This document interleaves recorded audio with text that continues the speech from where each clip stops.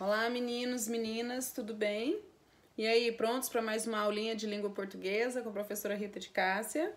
Olha só, hoje nós vamos falar de 3 assuntos, tá? Então vai ficar um vídeo um pouco longo, porém a gente vai falar o mínimo possível sobre cada um.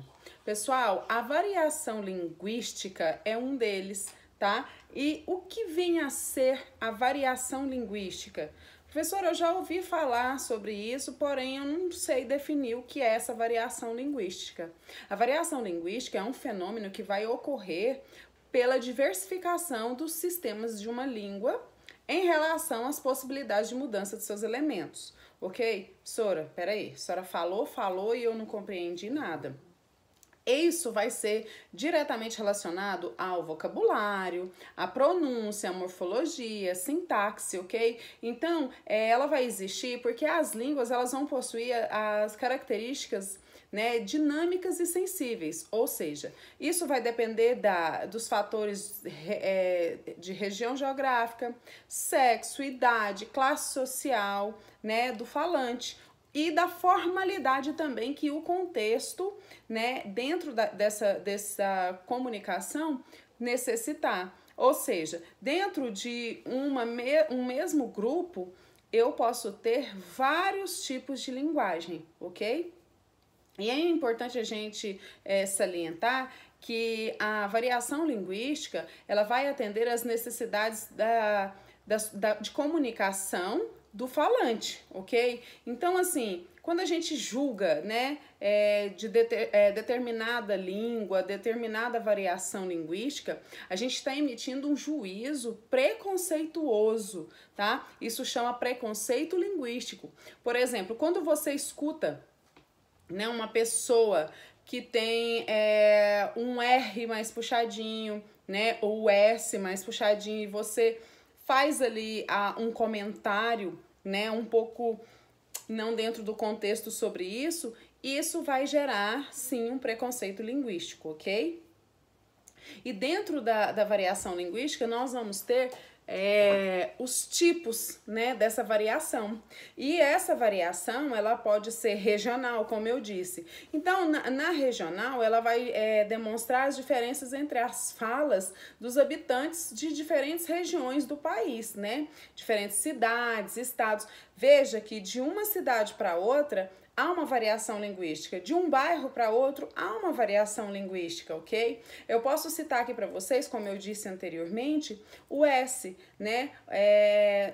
As pessoas que moram no Rio de Janeiro, elas, né, têm uma variação linguística onde você vê o mais como mais, né? Então, assim, eles têm um sotaque diferenciado, é uma variação linguística regional e não cabe a mim julgar ou tentar compreender isso, porque isso aí é mudança conforme a gente vai vivendo, as coisas vão vivendo. E eu já falei para vocês que a língua é viva, ok? Professora, como assim? A língua ela é viva, porque a partir do momento que ela pode sofrer mutação, mudanças, quer dizer que ela tem uma vida própria, ok? Então eu vou citar para vocês um poeminha de Oswald de Andrade, só mesmo para a gente ilustrar aqui esse tipo de variação linguística. Ó, vício da fala. Para dizerem milho, dizem mió. Para melhor dizer, mió. Para pior, pior. Para telha, dizem teia. Para telhado dizem telhado e vão fazendo telhados, tá? Então, assim, na região Nordeste, na região Sul e na região Norte, a gente vai ter mudanças muito bruscas, né? A gente vai ter palavras que vão ter contextos completamente diferentes. Por exemplo, no Nordeste, jerimum é abóbora, né? No Rio Grande do Sul, alçar a perna é o que? Montar a cavalo, né? Levou o farelo. Na região norte significa que a pessoa morreu. morreu, tá? Então, assim, cada região possui a sua variação e não cabe a nós julgar. E existe também o tipo de variação chamada variação social, a variedade social. Ela vai possuir as diferenças de nível fonológico ou morfossintático. Peraí, professora. Gente, vocês já viram que nos fonológicos a gente pode observar que, por exemplo, é uma fonologia correta? Não, tá? Então ali entra, né, por exemplo, o prantar. Prantar em vez de plantar, né? Problema torna-se problema. Bicicleta é bicicleta, tá? Isso aí são variedades fonológicas, ok? E as morfossintáticas, professora? É quando eu vejo e falo assim, me dá 10 real. Não seriam 10 reais, né? Então, na morfossintaxe, a gente vai ter muito isso. Ó, eu vi ela, né? Eu a vi, né? Então, assim, é somente mesmo para que vocês saibam que isso chama-se variação linguística, tá bom? E a gente vai ter também a variedade estilística. Olha só, são as mudanças da língua de acordo com o grau de formalidade, né? Ou seja, ela vai poder mudar de formal, né, que é usada em situações formais, né, por exemplo, palestra, congresso, uma reunião, né, algo assim que eu posso dizer que é algo que vai exigir uma linguagem mais corretinha, assim, mais próxima, não que seja correta, mas eu quero dizer que mais próxima, né, da gramática, né? E a linguagem informal é aquela que a gente usa no nosso dia a dia, tá? No nosso convívio familiar, no nosso convívio com pessoas amigas, etc. É aquela linguagem que a gente utiliza coloquialmente, ou seja, a maneira como eu coloco as palavras, ok? Senhora, o que seria a gíria ou o jargão? Né? É também um tipo de linguagem que é utilizada por um determinado grupo social, tá? Então, esse tipo de linguagem vai diferenciar, né, essas pessoas dos demais falantes da língua, né? A gíria, ela tá relacionada à linguagem de grupos jovens, tá? Skatistas, surfistas, rappers, etc. E o jargão é uma linguagem de grupos profissionais, tá? Professores, médicos, advogados, ou seja, são gírias mais, né, conceituadas. Então, partindo do pressuposto, eu gostaria de dizer a vocês que é muito importante que você jamais tenha preconceito linguístico, ok? Que a língua é viva e que ela vai sofrer mudanças e variações ao longo e ao decorrer da sua vida. Beleza, bebê? Então, vamos para os sinais de pontuação. Sora, eu nunca sei usar sinal de pontuação. Bora saber para que eles servem, né? Eles são sinais gráficos que vão contribuir para a coerência do seu texto e para a coesão também, tá? Eles vão ter a função de desempenhar as questões em ordem silábica, tá bom? Então, eu vou ter aqui o ponto, né? A vírgula, o ponto e vírgula, 2 pontos, o ponto de exclamação, o ponto de interrogação, as reticências, as aspas, os parênteses, o travessão. Você sabe para que cada um serve? Ai, professora, eu só sei que o ponto final é para finalizar. Olha, o ponto final, ele é utilizado para terminar uma ideia mesmo, né? Ou indicar que um discurso, uma fala acabou, ok? Então, e sem contar que o ponto, né, ele também é utilizado para abreviações, ok? A vírgula ela vai indicar uma pausa no discurso, tá? A utilização da vírgula é extremamente importante. Tenta ler um texto direto, assim, ó, de cabo a rabo, sem a vírgula. Véi, você vai ter que primeiro pegar o fôlego e deslanchar, porque é tenso, tá bom? Mas ela pode também mudar completamente o significado, né, de uma frase, certo? A gente já viu aí alguns textinhos, algumas frases prontas que a gente encontra por aí, onde a vírgula muda completamente o sentido da frase, ok? Então, ela vai ter, sim, essa função sintática. O ponto e vírgula, ele serve para separar várias orações. Uai, professora, como assim? Dentro de uma mesma frase, ela pode separar várias orações, tá? E ela pode estabelecer também uma relação de elementos dentro dessa frase, tá? É um sinal que a gente a gente confunde muito, né? Porque ele vai representar uma pausa mais longa do que a vírgula, né? E mais breve do que o ponto final. Então, assim, é importante você salientar que a vírgula não tem função de ponto final, apenas, né, de separar várias orações dentro de uma mesma frase, né? E para separar também uma relação de elementos, ok? Vamos agora para os 2 pontos. Esse sinal gráfico, ele é utilizado antes de uma explicação, tá? Ou para introduzir a fala, ou iniciar uma enumeração, ok? Por exemplo, quando eu disse, minha mãe disse, ou quando eu disse, 2 pontos, meninos, prestem atenção. Eu venho aqui depois desse atenção com uma exclamação. Por quê? Porque eu fiz uma frase no imperativo. E já falando, né, da exclamação, a gente vai utilizar a danada para exclamar. Ela vai denotar sentimentos, surpresa, desejo, susto, ordem, entusiasmo, espanto, tá? Então a exclamação, ela tem sempre essas funções, tá? Sentimentais, meu bebê, sentimentos, né? E quando, professora, a gente não termina o assunto e não quer colocar etc., a gente coloca o quê? Reticências, tá? Elas vão servir para suprimir algumas palavras que não foram escritas, né? Ou até mesmo indicar que o sentido, né, vai muito mais além do que o que está escrito ali, que tem continuação aquele contexto ali, certo? Então a gente pode dizer que as reticências, elas deixam aquele arzinho assim, ó, de suspense, tá? As aspas é utilizada para enfatizar palavras ou expressões, certo? Então, ela é usada para delimitar também citações de obras, muito utilizada em textos de vestibulares, ok, brilhos? Presta atenção, fica ligado, bebê, fica ligado. As aspas, você vai dar ênfase a uma citação dentro da sua redação.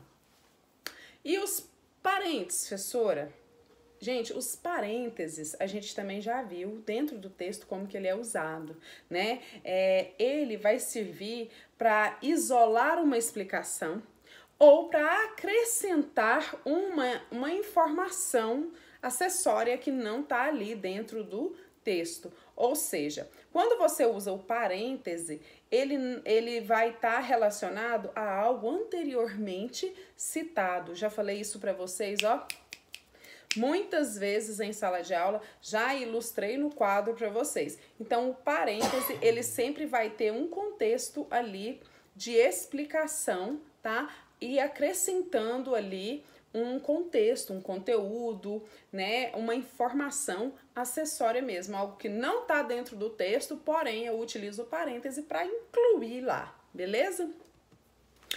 O travessão, né? Ele é utilizado no início de frases diretas, né, para indicar que vai ter uma fala, que vai ter um diálogo, né, no texto, né, ou para substituir também os parênteses, né, ou a dupla vírgula. Então, assim, você vai utilizar ele, né, geralmente, na maioria das vezes, dos casos, a gente utiliza o travessão mesmo, para início de frases diretas, ok?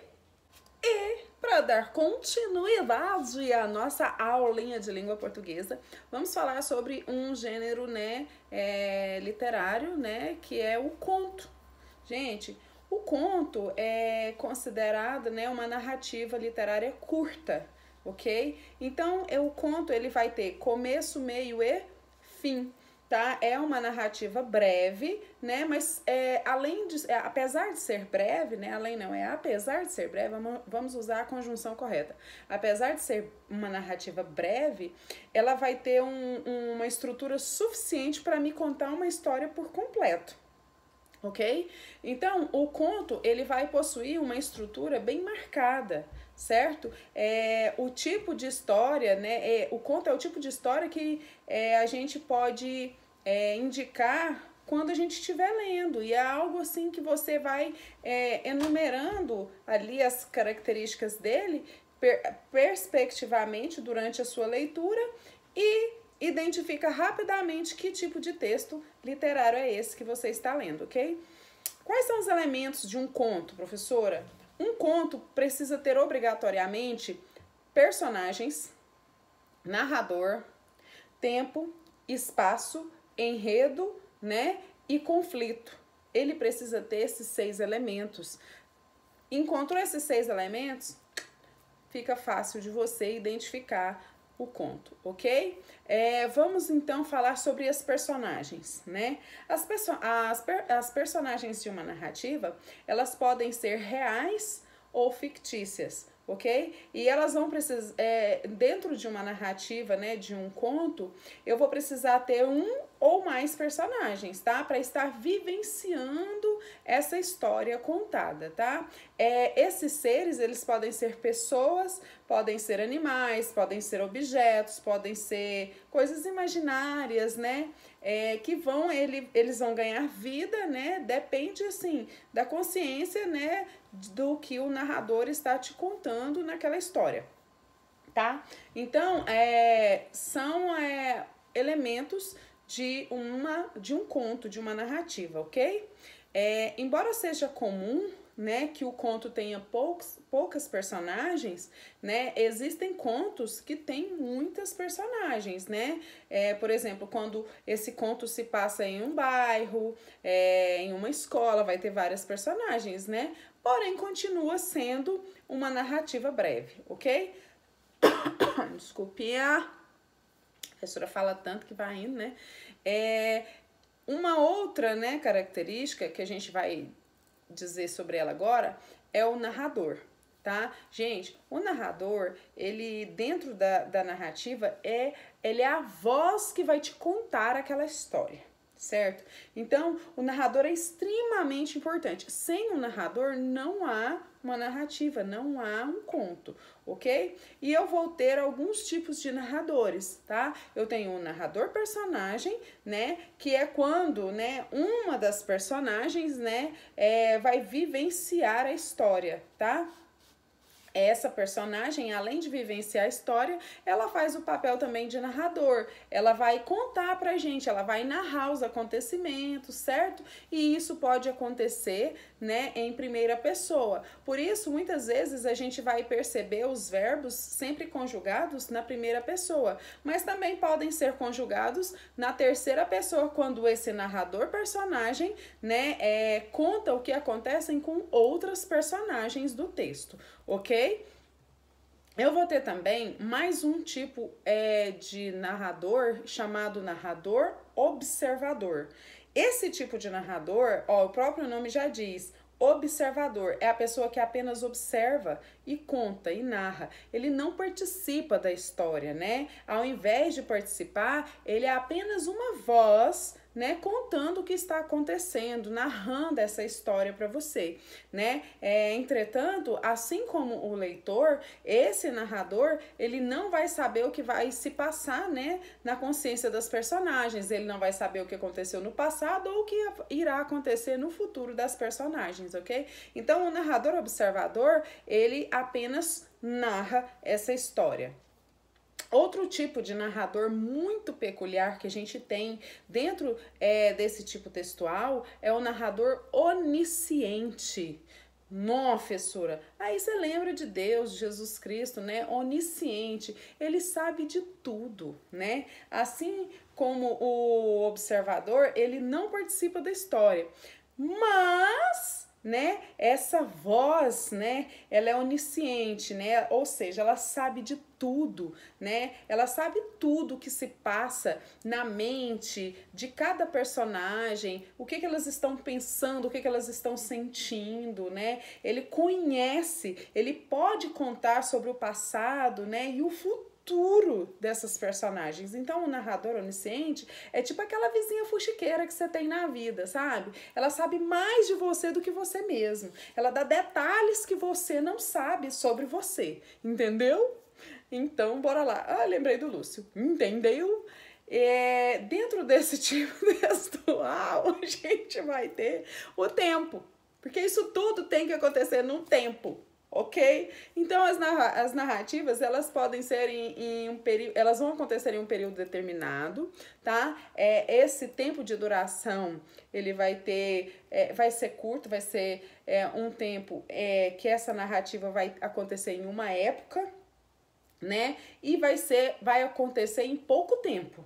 Não é algo longo, não. Eu posso até contar sobre uma história, né, longa que aconteceu, porém eu vou contar ela mais concisa. Mas em poucos minutos eu consigo contar essa história, entendeu? Então, o tempo ele vai estar ali presente dentro do conto, por quê? Porque se aconteceu, se está contando essa história real ou ficcional, ela aconteceu em algum dia, bebê. E eu preciso saber do tempo, ok? Alright? É mais uma característica desse tipo textual. Além do tempo, tem que ter um lugar para isso acontecer, não tem? Ó, venha cá comigo. Se tem a pessoa que conta, tem o lugar que acontece, tem que ter o espaço onde aconteceu, tá? Então, é onde essas personagens situam-se, ok? Então, a narrativa curta, né, o conto curto, ele vai acontecer em apenas um ou em pouquíssimos espaços, não vai ficar trocando de cenário, não, são pouquíssimos cenários que vão ocorrer durante, né, essa história contada. Beleza, bebê? E a gente vai ter também, que eu citei para vocês, o enredo. Sora, falam sobre o enredo, porém eu não lembro o que é, eu não sei o que é o enredo. O enredo é a sequência de ações que vai acontecendo, que vai fazer essa narrativa existir, que vai fazer essa narrativa ter uma estrutura, ou seja, ter um começo, um meio e um final, ok? Isso é um enredo, tá? Essa sequência de ações, essa estrutura das ações que dão início, meio e fim a esse tipo de texto, ok?